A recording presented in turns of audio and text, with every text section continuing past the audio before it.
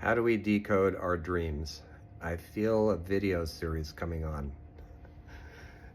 So I've been working with dreams both professionally and otherwise for about 40 years.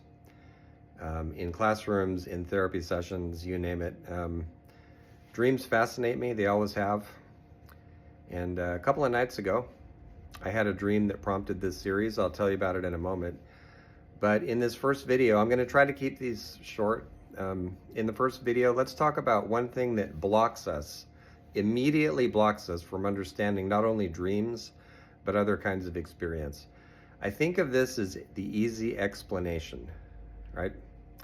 So, a few nights ago, after I was reading some fantasy stories involving dragons, I dreamed that I was hanging out with some dragons. One of them leaned over and bit me. And so, without even thinking about it, I shape-shifted into dragon form and I bit the dragon back. And then I stretched out my wings and flew off. Here's where the easy explainer comes in. Whoa, that's perfectly easy to understand. You were reading about dragons the night before. That's why you dreamed it, right? That explains exactly nothing, right? Actually, Freud did have a term for when dreams creatively make use of materials from the previous day. He called it the day residue. But it doesn't explain anything, and I'll tell you why. So let's imagine that you're listening to a podcast that is meaningful to you. It's got all kinds of great information. You're really fascinated by it, but there's some things about it you don't understand. So you make the mistake of asking the easy explainer, what does this mean? And the easy explainer, because they were raised like this, a lot of us are, says, oh, well, we can figure this out. So first we're going to take your phone apart and get a sense of everything in your phone that makes this podcast happen on your end. We're going to look at your earbuds and analyze them. We'll analyze the signal, and then we'll take some equipment to the studio where the podcasters are hanging out talking, and we'll examine them. We'll scan their brain waves and things like that, right? So at the end of that, you would have lots of really interesting information pertaining to podcasts, maybe podcasts in general.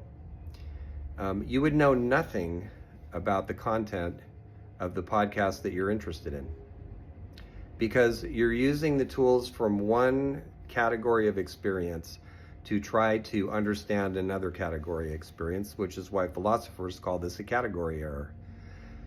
It's like trying to get a sense of what Shakespeare is talking about, let's say in Hamlet.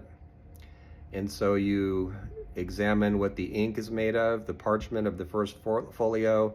You read bunches of history books on Shakespeare, and so on and so forth.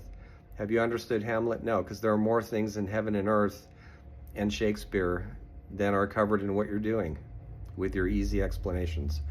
So the easy explanation is the death of inquiry. It's why people don't discover interesting things, because they immediately dump something into some kind of a box and they're done with it. So to understand dreams and why we dream, which we'll talk about in the next video, we need to set some of that aside. We can pick it up later because it is interesting stuff. I like reading about the brain science involved in dreaming, by the way. But we're going to put all that aside because we're going to focus on the symbolic content of dreams and how to understand them. And pretty much anybody can. More to come.